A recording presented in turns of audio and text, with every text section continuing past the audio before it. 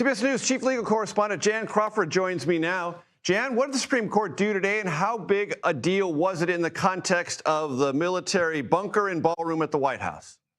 Well, we got a pause today from the Supreme Court. So what happened is, Major, a lower court injunction was scheduled to take effect tonight at midnight that would have blocked any construction from going forward on that above-ground ballroom that President Trump obviously has been clamoring for, and construction has been underway for quite some time.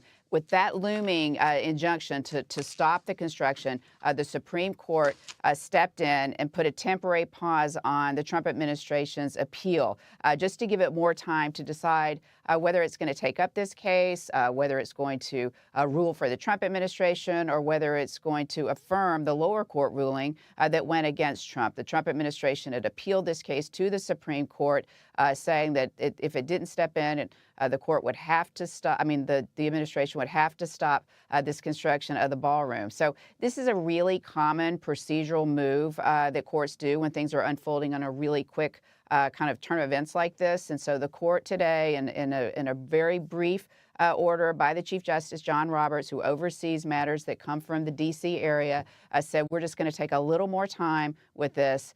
So I don't think we'll hear anything, certainly not before next week, on kind of the final rule. Can the ballroom go forward, or does the Trump administration have to stop it? Have to stop it and go to Congress if it wants to proceed, get congressional approval and congressional buy-in before it presses ahead.